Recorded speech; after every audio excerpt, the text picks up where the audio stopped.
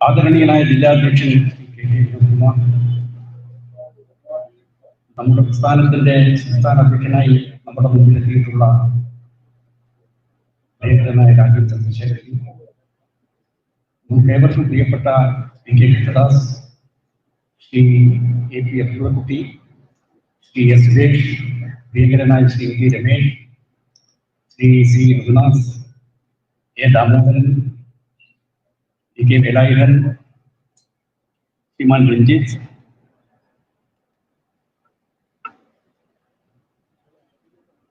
ജില്ലാ ഭാരവാഹികളും മറ്റ് പ്രധാനപ്പെട്ട സ്ഥാനങ്ങൾ വഹിക്കുന്ന വളരെ ബഹുമാന്യരായ നേതാക്കളെ, സർവോപരി ഭാരതീയ ജനതാ പാർട്ടിയുടെ താക്കോൽ സ്ഥാനങ്ങളിൽ എത്തിയിട്ടുള്ള കരുത്തരായ സഹപ്രവർത്തകരെ, അരമണിക്കൂർ വൈകിയാണ് നമ്മുടെ ഈ പരിപാടി ഇപ്പോൾ നടന്നുകൊണ്ടിരിക്കുന്നത്. ഇന്ന് കാലത്ത് 8 മണിക്ക് തുടങ്ങിയ വളരെ വ്യത്യസ്തമായ പല പരിപാടികളിലും പങ്കെടുത്തതിന് ശേഷമാണ് നമ്മുടെ സംസ്ഥാന അധ്യക്ഷൻ പ്രവർത്തകന്മാരുടെ ഈ കൺവെൻഷനിൽ ഈ കൺവെൻഷന്റെ പേര് തന്നെ വികസിത കേരളം എന്ന വളരെ ശ്രദ്ധേയമായിട്ടുള്ള കാലിക പ്രസക്തിയുള്ള ഒരു പരിപാടിയാണ് ഇവിടെ നടന്നുകൊണ്ടിരിക്കുന്നത്. ഇവിടെ ഈ വികസിത കേരളത്തിന്റെ രൂപരേഖ പ്രിയപ്പെട്ട ശ്രീ സുരേഷ് നിങ്ങൾക്ക് മുമ്പിൽ അവതരിപ്പിക്കും. അതുകൊണ്ട് തന്നെ മുഖ്യ ഭാഷണം ഹ്രസ്വഭാഷണത്തിൽ നിങ്ങളെ സമാധാനിപ്പിക്കാം എന്നാണ് ഞാൻ ഇവിടെ ആഗ്രഹിക്കുന്നത്. ഇന്ന് മാരാർജിയുടെ പ്രതിമണ്ഡപത്തിൽ രാവിലെ തന്നെ പുഷ്പാർച്ചന നടന്നു. അദ്ദേഹത്തെ അനുസ്മരിച്ചു. 1951 ഒക്ടോബർ മാസം 21-ാം തീയതി ഡോക്ടർ ശ്യാമപ്രസാദ് മുഖർജി ദീപം കൊളുത്തിയ ഭാരതീയ ജനസംഘത്തിന്റെ തുടർച്ചയാണ് ഇപ്പോൾ നമ്മുടെ ഭാരതീയ ജനതാ പാർട്ടി. ഏതാണ്ട് 76 വർഷം നീണ്ടുനിന്ന രാഷ്ട്രീയ യാത്രക്കിടയിൽ നല്ലതും ചീത്തയുമായ ഒരുപാട് അനുഭവത്തിന്റെ പാതകളിലൂടെ കടന്നു വന്നിട്ടുള്ള ഒരു പ്രസ്ഥാനമാണ് ഭാരതീയ ജനതാ പാർട്ടി. തോൽവിയിലും ജയത്തിലും, തോൽവിയിൽ പിന്മാറുകയോ ജയത്തിൽ അഹങ്കരിക്കുകയോ ചെയ്യാതെ നമ്മുടെ സ്ഥാപക നേതാക്കൾ നമ്മുടെ നാട്ടിലെ ജനങ്ങൾക്ക് മുമ്പിൽ ഉയർത്തിപ്പിടിച്ചിട്ടുള്ള മഹത്തായ ലക്ഷ്യം സാക്ഷാത്കരിക്കുന്നതിന് വേണ്ടിയുള്ള പോരാട്ടവും അതിൻ്റെ സഞ്ചലനവും പ്രയാണം ഇന്നും നിരന്തരമായി നടന്നുകൊണ്ടിരിക്കുകയാണ്. ഒരു കാലത്ത് ഈ പ്രസ്ഥാനത്തിന് നേതൃത്വം കൊടുത്ത ആളുകൾക്ക് ജീവിക്കുവാനുള്ള യാതൊരു സൗകര്യവും ഉണ്ടായിരുന്നില്ല.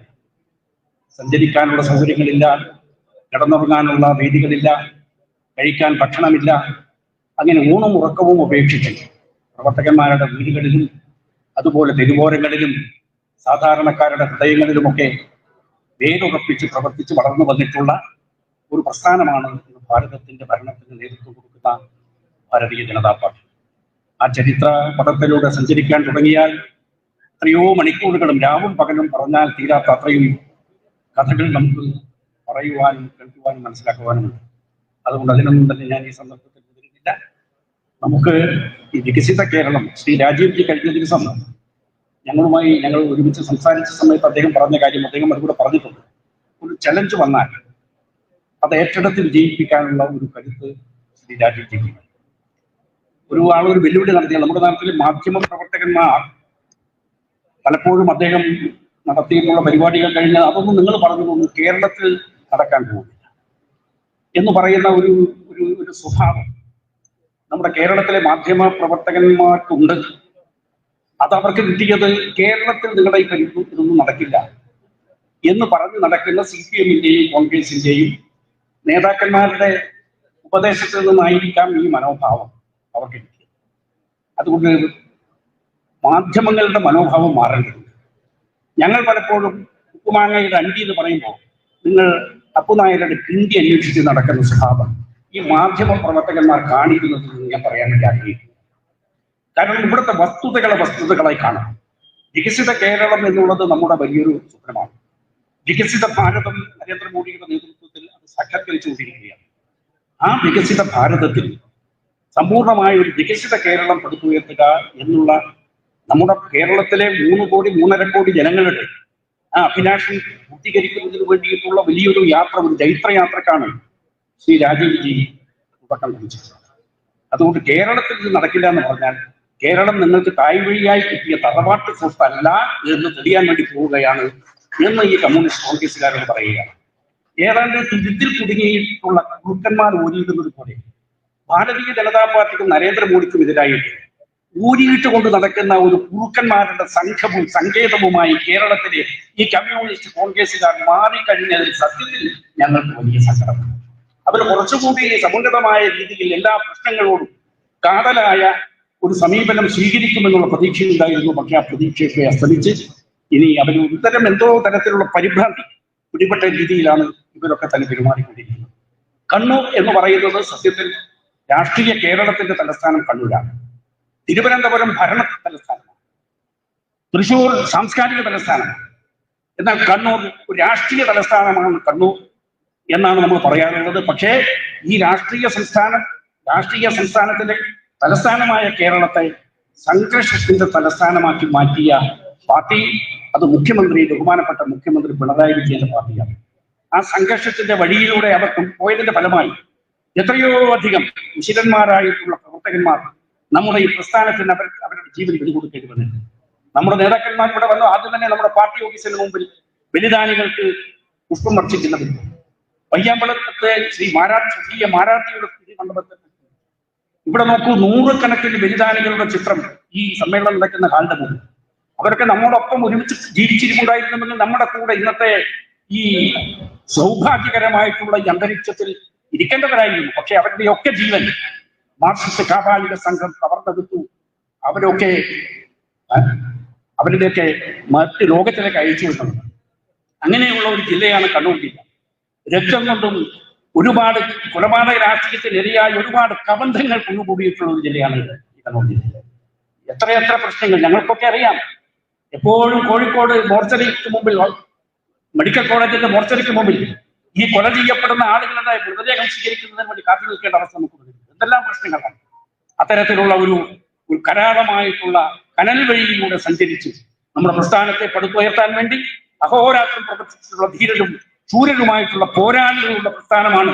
അതാണ് കണ്ണൂർ ജില്ലയിലെ ഭാരതീയ ജനതാ പാർട്ടിയുടെ പ്രവർത്തകന്മാർ എന്നതിൽ നമുക്കെല്ലാം അഭിമാനം കൊള്ളാൻ വേണ്ടി സാധിക്കണം. പ്രസംഗ മണ്ഡപത്തിലല്ല, പ്രവർത്തന രംഗത്ത് ഇത് വിജയിപ്പിച്ച് കാണിച്ചു കൊടുത്ത ചരിത്രം നമുക്കുണ്ട്. അപ്പൊ രാജീവ്ജി പറഞ്ഞു, ഞങ്ങൾ ഒരു വെല്ലുവിളി ഉണ്ടായാൽ ആ വെല്ലുവിളി ഏറ്റെടുക്കുന്ന ഒരു പ്രകൃതം അദ്ദേഹത്തിനുണ്ട്. അതാണ് അദ്ദേഹം തുടങ്ങി വെച്ചതും തുടർന്ന് നടത്തിയതുമായിട്ടുള്ള എല്ലാ സംരംഭങ്ങളും വിജയശ്രീലാളിതനായി വന്ന ഒരു വ്യക്തിയാണ് നമ്മുടെ പുതിയ അധ്യക്ഷൻ ശ്രീ രാജീവ് ചന്ദ്രശേഖർജി. നമ്മുടെ പ്രസ്ഥാനത്തിന് പുതിയൊരു മുഖച്ഛായ വന്നിരിക്കുന്നു. നമ്മുടെ പ്രസ്ഥാനത്തിന് ഒരു പുതിയ പ്രതിച്ഛായ വന്നിരിക്കുന്നു. നമുക്കൊരു ചൈതന്യം വന്നിരിക്കുന്നു. നമുക്കൊരു ഊർജം വന്നിരിക്കുന്നു. അദ്ദേഹം കേരളത്തിന്റെ രാഷ്ട്രീയ സാമൂഹ്യ സാമ്പത്തിക സ്ഥിതിയെക്കുറിച്ച് ആറ്റിക്കുറുക്കിയ രീതിയിൽ അദ്ദേഹം ഇവിടെ പറഞ്ഞു കഴിഞ്ഞിരിക്കുകയാണ്. അതിനപ്പുറത്തും ഇപ്പുറത്തും ആ കാര്യത്തെക്കുറിച്ചൊന്നും പറയാൻ എനിക്ക് താല്പര്യമില്ല. നമ്മളൊരു പുതിയ കാൽവെപ്പ് നടത്തുകയാണ് കണ്ണൂർ ജില്ലയിലെ പ്രവർത്തകന്മാർ. ഇവിടെ 2 മഹായുദ്ധങ്ങൾ നമ്മുടെ മുമ്പിൽ, നമ്മുടെ പടിവാതിൽ എത്തിയിരിക്കുകയാണ്. പഞ്ചായത്ത് തെരഞ്ഞെടുപ്പും അസംബ്ലി തെരഞ്ഞെടുപ്പും. അതൊരു കുരുക്ഷേത്ര യുദ്ധത്തിന്റെ രീതിയിൽ തന്നെ അതിന്റെ ഗൗരവം ഏറ്റെടുത്തുകൊണ്ട് ആ പോരാട്ടത്തിൽ വിജയം വരിക്കാനുള്ള ഒരുക്കങ്ങൾ നടത്തുന്നതിനുള്ള പരിശ്രമങ്ങളാണ് ഇപ്പോൾ കേരളത്തിന്റെ എല്ലാ പ്രദേശങ്ങളിലും നടന്നുകൊണ്ടിരിക്കുന്നത്. ഈ കുരുക്ഷേത്ര യുദ്ധത്തിൽ ഭാരതീയ ജനതാ പാർട്ടി ഈ രാഷ്ട്രവിരുദ്ധ ശക്തികളെ, ഈ പീഡനം നടത്തി രാജ്യത്തെ ജനങ്ങളെ ഭിന്നിപ്പിക്കുന്ന ഈ കടുകന്റെ രാഷ്ട്രീയം കൊണ്ടു നടക്കുന്ന ഈ ശക്തികളെ നിലയ്ക്ക് നിർത്തി പരാജയപ്പെടുത്തി മൂലക്കിരുത്തുവാനുള്ള ആ യുദ്ധവൈഭവം BJPയുടെ കരുത്തന്മാരായ പ്രവർത്തകന്മാർ കാണിക്കും. അതിനുള്ള സാങ്കേതിക വിദ്യ രാമമന്ത്രവും കൃഷ്ണതന്ത്രവും കൂടി സംയോജിപ്പിക്കുന്ന ഒരു ടെക്നോളജിയാണ് ഇവിടെ വികസിപ്പിച്ചെടുത്ത് പ്രവർത്തിക്കുന്നത്. അടിസ്ഥാനപരമായ ഒരു രാമമന്ത്രം. കുരുക്ഷേത്ര യുദ്ധത്തിൽ ഭഗവാൻ കൃഷ്ണൻ എന്തൊക്കെ തന്ത്രങ്ങൾ പ്രകടിപ്പിച്ചിട്ടുണ്ടോ ആ തന്ത്രങ്ങളെല്ലാം അറിയാവുന്ന ആളുകളാണ് ഭാരതീയ ജനതാ പാർട്ടിയുടെ കരുത്തന്മാരായ പ്രവർത്തകന്മാർ. പക്ഷെ പലപ്പോഴും ഈ തന്ത്രം അടച്ചു വെച്ചത് കൊണ്ട് കാര്യമില്ല. അതൊന്ന് പുറത്തെടുത്ത് രാമമന്ത്രവും കൃഷ്ണതന്ത്രവും കൂടി യോജിപ്പിച്ച് നമുക്ക് മുന്നോട്ട് കൊണ്ടുപോകാൻ സാധിക്കണം. അതിനുള്ള സജ്ജീകരണങ്ങളാണ് ഇവിടെ നടന്നുകൊണ്ടിരിക്കുന്നത്. വികസിത കേരളത്തെ സംബന്ധിച്ചിടത്തോളം സമഗ്രമായ ശ്രീ സുരേഷ് ഇവിടെ അവതരിപ്പിക്കും. അതാണ് നമ്മുടെ മുഴുവൻ ചർച്ച ചെയ്ത് വിജയിക്കേണ്ട പ്രധാനപ്പെട്ട വിഷയം എന്ന് മാത്രം പറഞ്ഞുകൊണ്ട് എനിക്കൊരു കാര്യം അറിയാം. ഇവിടെ പറഞ്ഞു മുതിർന്ന പ്രവർത്തകൻ എന്ന് പറഞ്ഞ് നിങ്ങൾ എന്നെ അങ്ങനെ ഇരുത്താൻ നോക്കണ്ട. ഞാൻ പറയാം, മുതിർന്ന പ്രവർത്തകൻ എന്നൊക്കെ പറഞ്ഞിട്ട് അങ്ങനെ മൂലയിലൊന്നും ഇരിക്കാൻ ഞാൻ പോകുന്നില്ല. മനസ്സിലായോ? ഞാൻ തിരുവണ്ണാമലയിൽ രമണ മഹർഷി 14 വർഷം തപസ് ചെയ്ത വിരൂപാക്ഷ ഗുഹയിൽ പോയി ധ്യാനിച്ചതെന്നാണ്. ഇവിടെ നമ്മുടെ മരുത്വാമലയിൽ ശ്രീനാരായണ ഗുരുദേവൻ 6 വർഷം തപസ് ചെയ്ത് ആത്മസാക്ഷാത്കാരം നേടിയ മരുത്വാമലയിലെ പിള്ളത്തടത്തിൽ പോയി ധ്യാനിച്ചു വന്നവനാണ്. അതുകൊണ്ട് നിങ്ങൾ എന്റെ പ്രായം പറഞ്ഞ് 77 വയസ്സ് കഴിഞ്ഞ ഒരു ചെറുപ്പക്കാരനാണ് ഞാൻ എന്ന കാര്യം ഞാൻ നിങ്ങളോട് പറയാൻ വേണ്ടി ആഗ്രഹിക്കുന്നു. അതുകൊണ്ട് പുതിയ തലമുറ എനിക്ക് കണ്ടു, ഇന്ന് നമ്മുടെ കോട്ടപ്പറ്റിയിൽ പുതിയ തലമുറ വളരെ വിശലന്മാരാണ്. നല്ല അറിവുണ്ട്, നല്ല കാഴ്ചപ്പാടുണ്ട്, അവർക്ക് പ്രവർത്തിക്കാനുള്ള സന്നദ്ധതയുണ്ട്. നമ്മുടെ മൂല്യങ്ങളെ കുറിച്ചുള്ള ഒരു ബോധം ഇടക്കിടക്ക് അവർക്ക് ഉണ്ടാകണമെന്ന് മാത്രമേ ഉള്ളൂ. അച്ഛനെ കണ്ടാൽ അച്ഛാ എന്ന് പറഞ്ഞൊരു പാദ നമസ്കാരം നടത്താനുള്ള ഭാരതീയ സംസ്കാരം പുറത്തുനിന്ന് കാണിച്ചാൽ മാത്രം മതി. വേറെ ഈ പാദ നമസ്കാരം നടത്താൻ നിങ്ങളുടെ ചെറുപ്പം നമസ്കരിക്കാനുള്ള ശരീരപ്രകൃതി നിങ്ങൾക്കില്ലെങ്കിലും ഞങ്ങൾക്ക് സാധിക്കും. നിങ്ങൾ ചെറുപ്പക്കാർക്ക് ചിലപ്പോൾ പാദ നമസ്കാരം നടത്താൻ പറ്റില്ലെങ്കിലും അച്ഛാ ഒരു നമസ്കാരം അച്ഛനോട് പറയാനുള്ള ഒരു ഭാരതത്തിന്റെ സാംസ്കാരിക പൈതൃകത്തിന്റെ ആ ജ്വലിക്കുന്ന ചൈതന്യം അത് പുതിയ തലമുറയിലെ ആളുകൾക്ക് ഉണ്ടാക്കണം. മറ്റെല്ലാ കാര്യത്തിലും ഈ ഡിജിറ്റൽ യുഗത്തിൽ അവരെല്ലാ കാര്യത്തിലും ചെയ്യാണ്. ആധുനിക ശാസ്ത്ര സാങ്കേതിക വിദ്യകൾ രഹസ്യവും അതിന്റെ സൗന്ദര്യവും അതിന്റെ ശക്തിയുമെല്ലാം നല്ല രീതിയിൽ വികസിച്ചിട്ടുള്ള ഗ്രഹിച്ചിട്ടുള്ള ഒരു സംസ്ഥാന അധ്യക്ഷനെയാണ് നമുക്ക് കിട്ടിയിട്ടുള്ളത്.